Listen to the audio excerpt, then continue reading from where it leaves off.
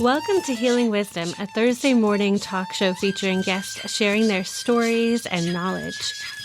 We discuss the healing aspects of the arts, metaphysics, social justice, and adventure through all types of terrain. So join me, Pandora Peoples, here on WOMR 92.1 FM in Provincetown and WFMR 91.3 FM in Orleans. We're streaming worldwide at WOMR.org.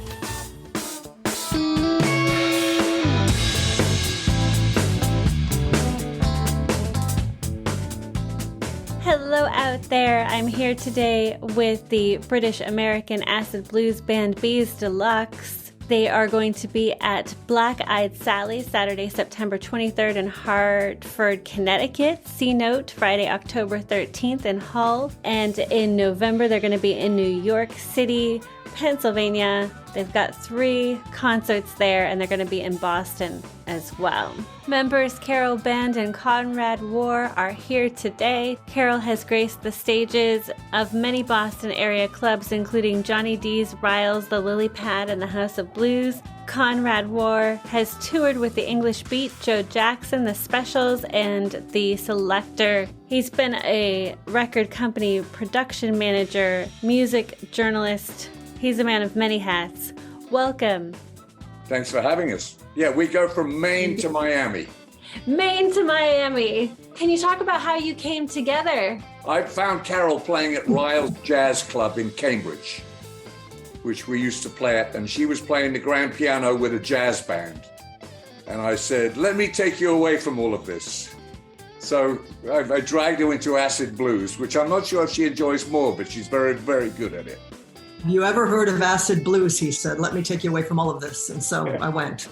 The other 2 members of our band we have found in various places. We got Paul because he was playing kind of punk rock, country, western, or all sorts of stuff. But he brings all sorts of different influences to the band. And Jim was kind of a bro country guy. So here we are. So how do you guys gel? What's the spirit of the group? Who was the musician that said it's not what you play, it's who you play with? That seems to be our sort of watchword as well, that it's more important to like the people that you play with because you hang around. There's a lot of downtime in this business. Yeah, we spend more time on the road than we do playing. And the other interesting thing about us, I think, is that we're too busy to practice. So every time we play somewhere, we're essentially practicing new material and reworking old material, and we'll call a tune that maybe one of us hasn't heard. So we'll reinterpret it because we don't really know it, and then it turns into something new.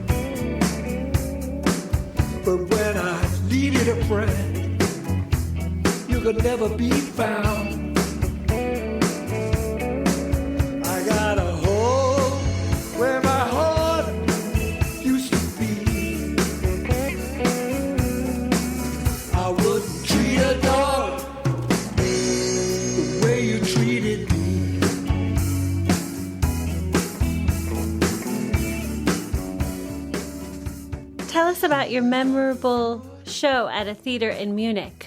So this is before I played with Carol. I was touring in Europe, and we were playing a large theater that we were told was haunted, and it had a high stage with an orchestra pit and sold out. Lots of people dancing, lots of young German kids and teenagers and grown-ups. And I'm singing center stage with 2 monitors right in front of me. They're wedges. They're speakers that point at you so you can hear the band and you can hear what you're singing. And sitting in between the 2 of them was a young man with his back to me, with his feet dangling over the stage. And my first impulse was to kick him off the stage into the orchestra pit. And he would look up at me occasionally and smile. And I thought, okay, I'm going to resist the temptation to kick him. I don't know why, but something in the back of my mind was telling me don't do it. And this is while I'm playing and singing and talking to the audience. So we play a blinding set. We play for an hour, 90 minutes. We do an encore. We leave the stage. The kid's still sitting there. I go to the green room. We open a beer. That young man comes into the green room for an autograph, and he's on crutches. His friends had put him up there to keep him safe. And I hadn't seen the crutches. I'd just seen his back.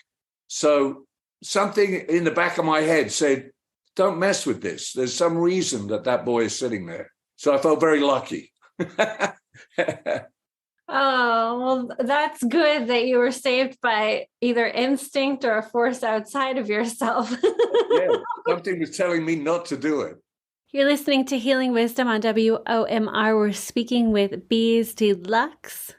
Black Eyed Sally's, you're going to be there Saturday, September 23rd in Hartford, Connecticut. Can you talk about writing music? You play originals and you also do a lot of standard blues covers, yes? We do standard blues covers, but if people can recognize the standard blues, we're not doing our job. So we try to morph it a little bit and bring some creativity to it so they don't necessarily recognize the song, our audiences. They'll say, oh, can you play something by Etta James? And we'll say, oh, we just did. We try not to play the blues songs that every blues band plays. So we'll find an old record by Bobby Blue Bland and play the flip side of it. We'll play a song that isn't in everybody's repertoire. And even then, we'll torture it. And if it's in a minor key, we might play it in a major key. And if it's in dotted tempo, we might play it in straight time. And if it's got a bridge, we might not play the bridge. We might play a bridge from Little Feat. So we turn, it's a piece of clay in our hands at that point. And as far as writing is concerned, I guess like every other writer, you can work with words or music. You've got to work with one of them first. They can't both come exactly at the same time. So I got a stack of papers with notes scribbled on them that I wrote working up at 3 a.m. of lyrics. And then I've got a bunch of clips on my iPhone of me playing tunes or chords or grooves or something on the guitar. And then sooner or later, those two things collide and you get something out of a piece from one and a piece from the other. And Carol, what about your songs? I'm a writer, and so I'm more lyrically driven, I think, and Conrad's more guitar musically driven. So I usually start with a phrase or something like that and then build the song around that. But showers are wonderfully inspirational. I do my best thinking in the shower, and as soon as the water goes off, it's gone. So all those masterpieces that have gone down the drain. I used to know a man in Sussex, south of London, whose job it was to write crosswords for the London Times. And he could only write them in his head while he was on a bicycle. So he would go for long bicycle rides, and by the time he got home, he could write the whole crossword out. One winter, we had 6 foot of snow in Sussex. He couldn't get out on his bicycle. So he took all the furniture out of his dining room and bicycled in circles for 2 hours until he had composed the next crossword. You know, it's like swimming or running, something that you don't think about all the external stuff that's going on, and you can just focus. I do my best writing when I'm swimming because my mind is just focused on that.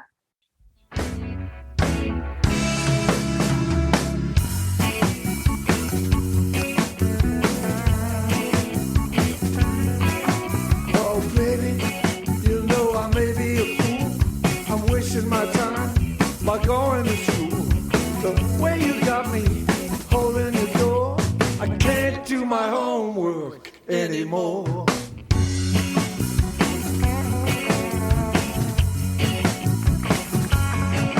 Oh baby, I said you got me so blind, I'm walking around in circles, I could lose my mind. The way you got me holding your door, I can't do my homework anymore.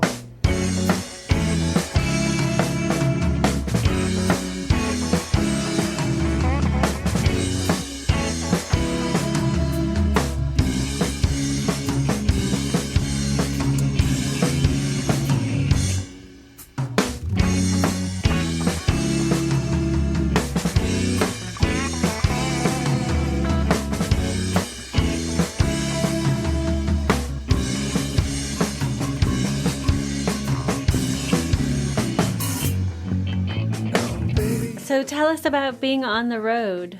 Well, when we travel as a band, we're pretty cheap. We we live on a shoestring. So we eat donuts and cold pizza, and we drive and we look for cheap gas, and we don't want to spend money on hotels. So we call people that we know in the area and say, can we crash on your couch? And sometimes those people in the area are people we haven't heard from or talked to in 20 years. And it turns out that they're really glad to hear from you. And it's been a great way for me to reconnect with friends and acquaintances that I haven't seen in years. And now not only do they come to the shows in the area, but we've managed to stay in contact beyond just crashing on couches.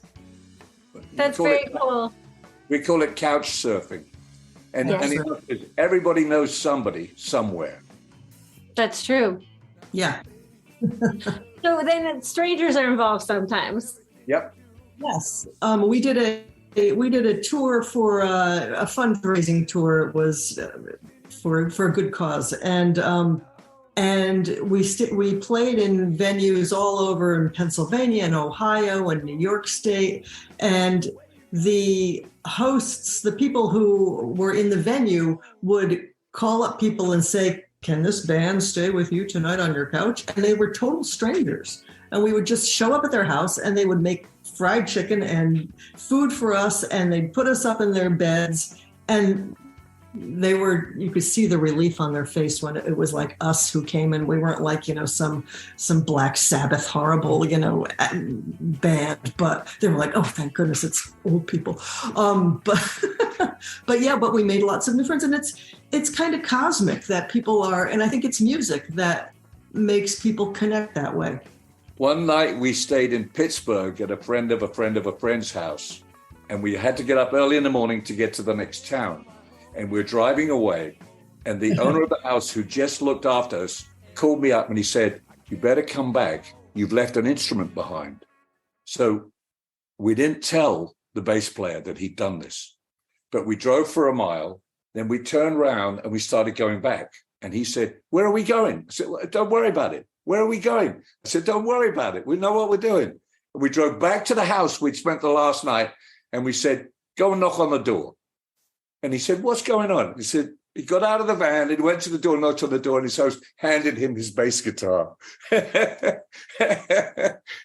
was so relaxed, he'd left his instrument behind on tour. Oops. That's good. Then you can be that relaxed among strangers. And yes, right. Be like friends. That's very cool. All left stuff all over the place. I left all my harmonicas in a club in Harlem and got to a festival in Maryland and didn't have anything with me. So I had to just use a tissue paper and a comb. It worked out fine, but went back and there it was. Right where you left it. That's cool. We were playing in Sebastian, Florida, and the owner of the club said, oh, I'll put you up in a hotel. And she put us up in a hotel a mile down the road, and it's within sight of the sea, but it had a swimming pool. So we spent the night competing for who could do 1 or 2 lengths underwater without drowning. I won. I float. I'm a floater. It's a good skill. You two would survive the shipwreck. I wouldn't.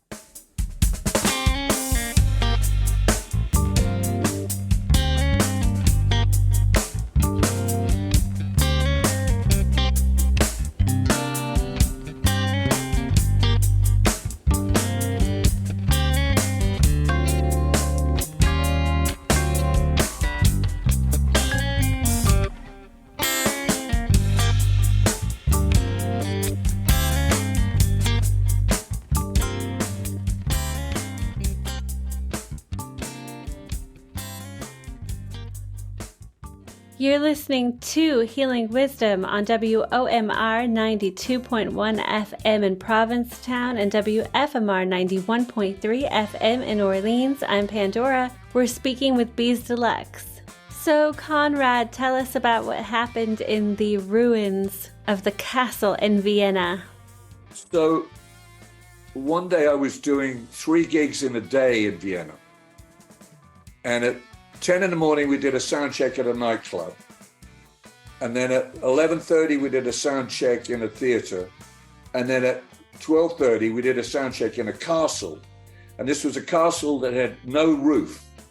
It was collapsed and there were rocks everywhere, but there was a stage and we were in essentially an amphitheater. And we were playing the afternoon show there. And the clouds came and it got dark. And the audience was entirely comprised of Hell's Angels on motorcycles. And when they liked the music, they would flicker their headlights on their motorcycles at the stage. So it was like being a moth in a field of candles. It was really nice. The other problem was the acoustics, because the castle walls were about 200 feet away from us. So when you played a note, it would come back half a bar later. So we had to adjust the tempo so the echo was in the same time as what we were playing. You find that out pretty fast. That's really cool. Do you remember what kind of set you played? Do you remember what you were playing? That would have been like fast punk reggae.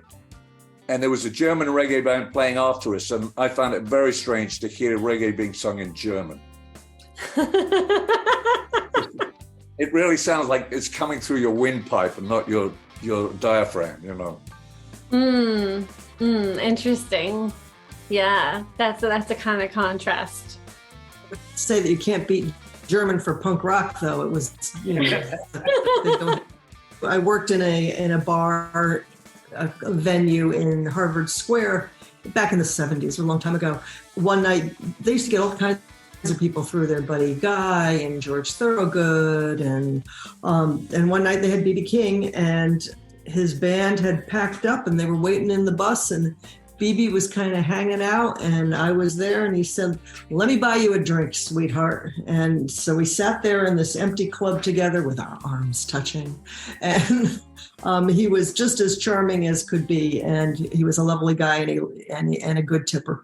So that's my B.B. King story. But we, Bees Deluxe, have played in so many venues, and some very unassuming venues, like where were we, Conrad, in New York? The Turning Point. The Turning Point. Where the owner, Turning Point, right? Where the owner John told us that this little stage, had hosted 49 people from the Rock and Roll Hall of Fame. He'd had Arlo Guthrie, Chris Christopherson, Dave Mason, Poco, Bella Fleck, Bill Monroe, Joan Osborne, Christine Lavin, New Riders of the Purple Sage, Richie Havens, Janice Ian, Rick Danko, and John Mayall many times.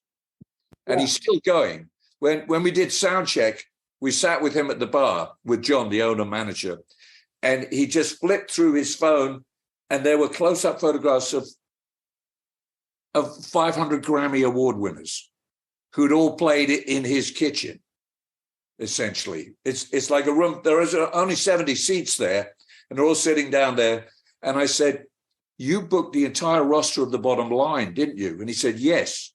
The Bottom Line is only 40 minutes away when there's no traffic. But they didn't mind me booking acts that they booked because they didn't think the audience was going to clash. You know, there's geographical rules about where you can play and when. But he was allowed to get away with it for some reason." Maybe because it was a small place, but when you play in some place where those kind of people have walked across the stage and played there, it's kind of powerful. I mean, I think it makes me play better knowing that Bill Evans played on the stage. Do you think that there's like an energy that remains? Like, absolutely. It's kind of interesting the way that fireplaces work. If a fireplace hasn't been lit for a really long time, there's this sort of medieval sort of old wives' tale that you have to heat it up physically, that, you know, you not only clean the cobwebs, but that you're sort of preparing the fireplace. So you can't just start a fire in a cold place. There's this idea about that. I think it's very possible. You know, if you pick up a brand new guitar or violin off the wall, it's probably going to sound horrible. Mm-hmm. But if you play it for 10 years, it will start to find its voice. And you've got to figure the same law of physics are working with a room. That if a room is made out of, you know, wood and plaster and linoleum and carpet and things like that, and you play music in it every night for 10 years, the room becomes a speaker. Mm-hmm. It must physiologically change it in some ways. And then also there's the whole spirit of the place. Powerful. So what are your favorite or most memorable experiences performing together? Well, we really liked playing Ryles in Cambridge because Carol could play grand piano or her organ. And it's an intimate room. There were like 60, 70 seats there, low ceiling, very nice sound guy who could do a really good job. And it was we could talk while we were playing to the audience and to each other. So it was very much like playing en famille, like playing for your closest friends, as opposed to playing some rooms where you're distanced. Some rooms are shaped badly so that you're playing, but the people are on either side of you or far away from you. We did a hot air balloon festival in New Hampshire, and the people were 120 feet away from us. Yeah. So you have to sort of pretend they're closer to you and play to them. But it's much nicer when you can see somebody in front of you.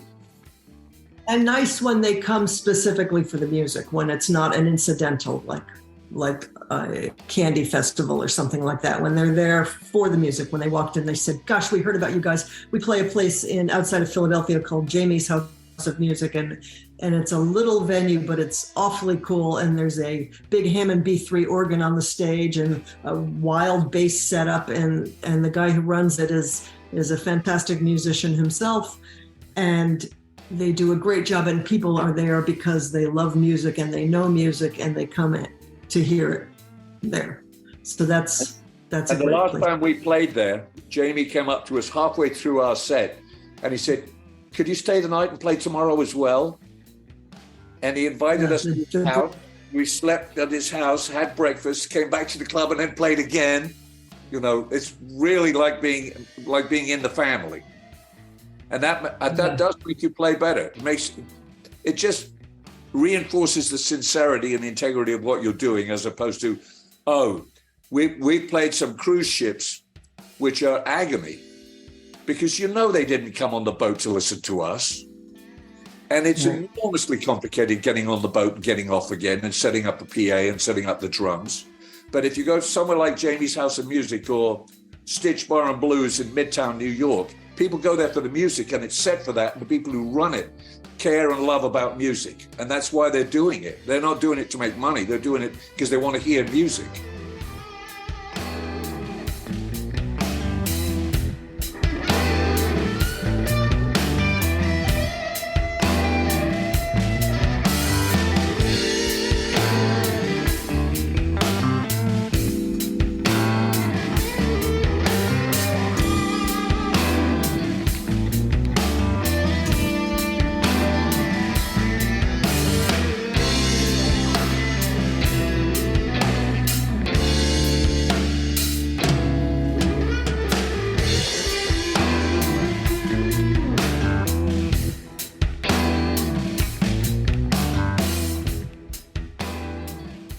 That's very cool. And it also makes me think about you crashing at people's houses and the spontaneity and the sort of improvisation of that, and how you're really making real connections and how invigorating that is. And it helps the spirit of your playing to feel that sense of community. It's kind of like almost like jumping off a stage and knowing that the audience is going to catch you. Reading about history, there were times in history where travelers were welcomed into homes and people would feed them, and knowing that if you got stuck between point A and B, that you would find someone who would help you. Right. I almost feel like there's been some of that. That's a tradition, and there's some of the spirit of that spontaneity has been lost with our convenience world, because people don't want to veer away from their comfort zone. And our comfort zones have changed from being more improvisational and more kind of going with the flow and like adapting more easily because of the way that people have evolved and society has evolved. And now it's like people are very like focused on their comfort or what's familiar instead of some unknown variables. I don't know.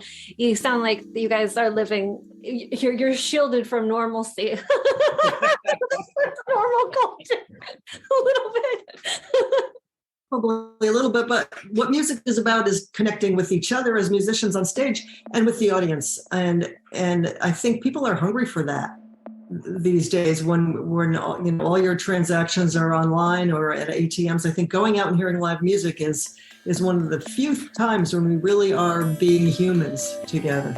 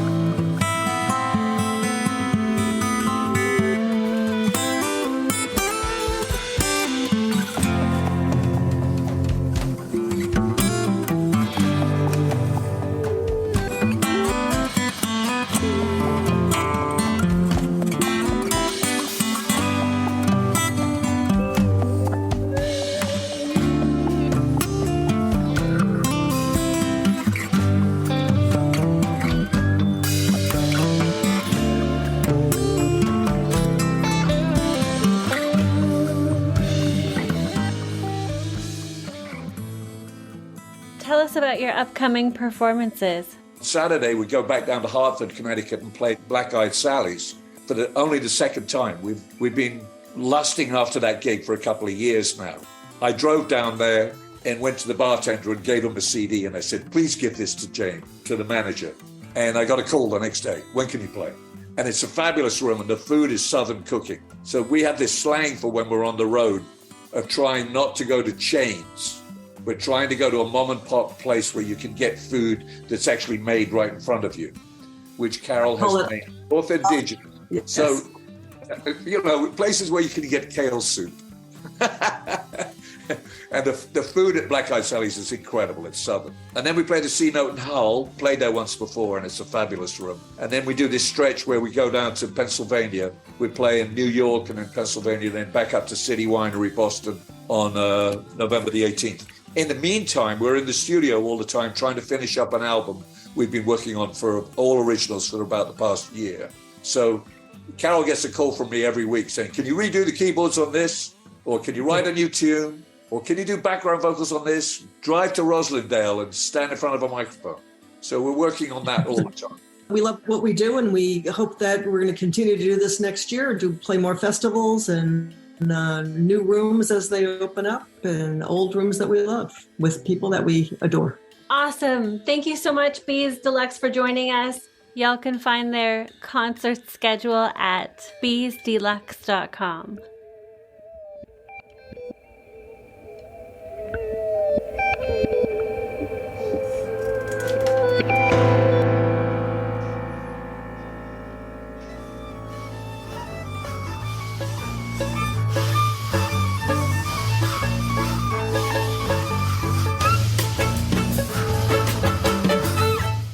You've been listening to Healing Wisdom at Outermost Radio. All of our shows are podcasts at WOMR.org. Also check out healingwisdomradioshow.com and contact me at pandora@WOMR.org.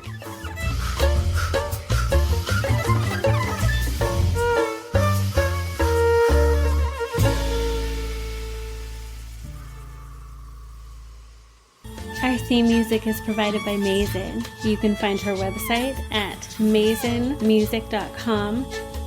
That's MAESYN